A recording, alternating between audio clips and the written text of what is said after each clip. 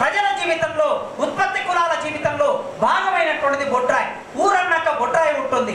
ఆ బొడ్రాయిని మామూలుగా కింది కులాల్లో ఉన్నటువంటి మాదిగలకి ఉపకులంగా ఆశ్రిత కులంగా ఉండే బయళ్ళ వాళ్ళు వచ్చి బొడ్రాయి పెడతారు ఊళ్ళో. ఆ బొడ్రాయి పెట్టడం అనేది సహజంగా ఉండే, కానీ అదే బొడ్రాయిని పెట్టడం అనే ఒక కార్యక్రమం ఈ 10 సంవత్సరాల కాలంలో తెలంగాణ వ్యాప్తంగా, ఆంధ్రప్రదేశ్ వ్యాప్తంగా జరిగింది. ముఖ్యంగా తెలంగాణలో ఎక్కువ జరిగింది.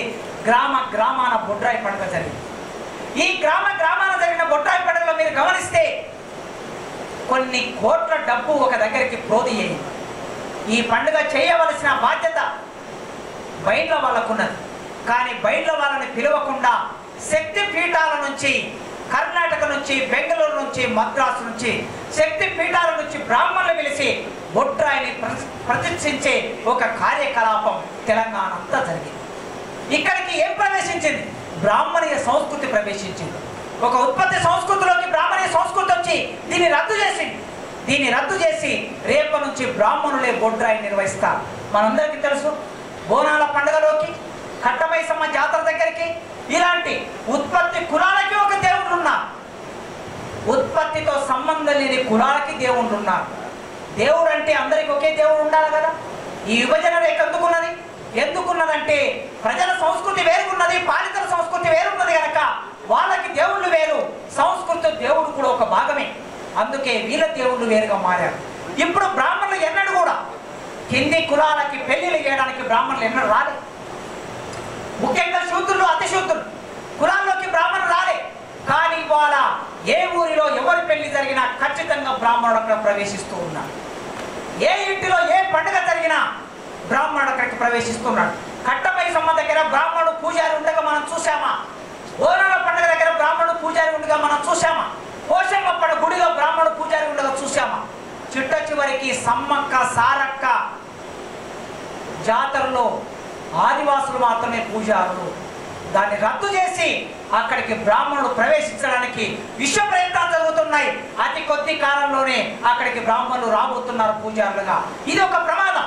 అందుకే ప్రజల సంస్కృతికి, పాలిత సంస్కృతికి మధ్యన ఈ విభజన రేఖ ఉంటుంది. అయితే ఈ దోపిడీ జరుగుతూ ఉన్నప్పుడు, ఈ దుర్మార్గం జరుగుతూ ఉన్నప్పుడు సహజంగా ప్రజలు పెరుగులాడుతారు, ప్రజలు ఆలోచిస్తారు. టోకుగా దేశాన్నంతా తమ చేతుల్లో పెట్టుకున్నారు. టోకుగా దేశాన్ని తమ చేతుల్లో పెట్టుకొని, భావజాలాన్ని తమ చేతుల్లోకి పెట్టుకొని, ప్రజల్లో మొత్తం దైవత్వ భావాన్ని తీసుకొచ్చి ఏ పూజారులైనా లేదా ఏ కార్యకలాపం జరిగినా, అది హనుమాన్ మాల వేసిన, అయ్యప్ప మాల వేసిన, శివమాల వేసిన, చెన్నకేశవ మాల వేసిన ప్రతి మాల దగ్గరికి ఒక మత భావన ప్రవేశించి ఆ మత భావన చుట్టూ రాజకీయాలు నిర్మాణం అవుతాయి. మతం ఎప్పుడు విడిగా ఉండదు. మతం తన వెంటనే పెట్టుబడిని తెచ్చుకుంటుంది. మతం తన వెంటనే రాజకీయాలను తెచ్చుకుంటుంది. అటు బ్రిటిష్ వాడు ఇక్కడికి వచ్చిన మొదలు క్రైస్తవ మిషనరీ వచ్చింది.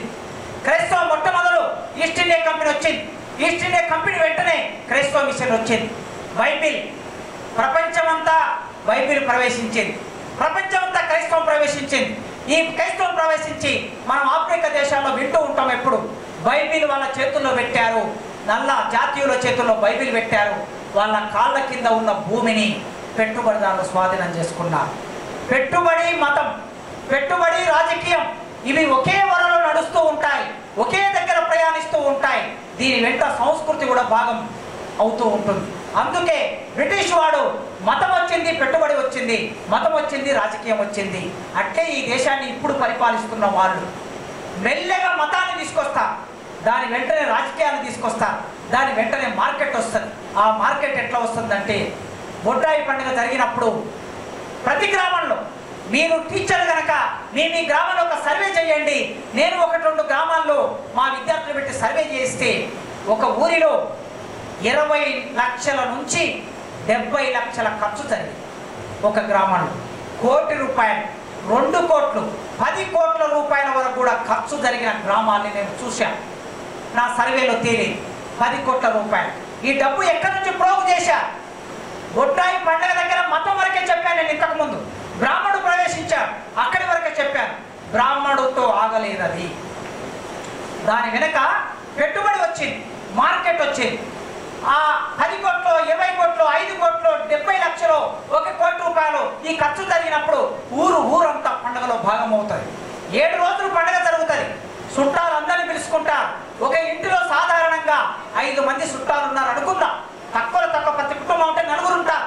4కి 4 వేసుకుంటే ఇంకొక 4 బంధువులు అనుకుంటే 8 మంది కుటుంబం.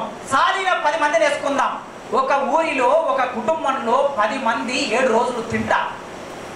7 రోజులు ఒకే దగ్గర ఉంటారు. ఏ పని చెయ్యరు.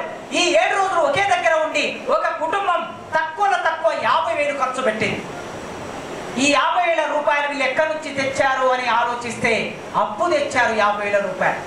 ఈ 50,000 నుంచి 5 నుంచి 7,000 రూపాయలు ఆ ఊరి బొడ్రాయి పండుగ కోసం ఇచ్చారు. మిగతా డబ్బంతా వాళ్ళు రోజు తాగడం కోసం, మద్యం తాగడం కోసం, బియ్యం తెచ్చుకోవడం కోసం, పప్పు తెచ్చుకోవడం కోసం, కొత్త బట్టలు తెచ్చుకోవడం కోసం, కొబ్బరికాయ తెచ్చుకోవడం కోసం ఈ మొత్తం చుట్టూ ఖర్చు పెట్టారు. అంటే ఒక 10 మంది 7 రోజులు ఒకే దగ్గర ఉండి తింటే తక్కువ 50,000 ఖర్చు అవుతే ఈ 50,000 రూపాయలు ఎక్కడికి వెళ్ళాయి? మార్కెట్కు వెళ్ళాయి. ఈ మార్కెట్ ఎవరు? బట్టల షాపోడు ఒకడు,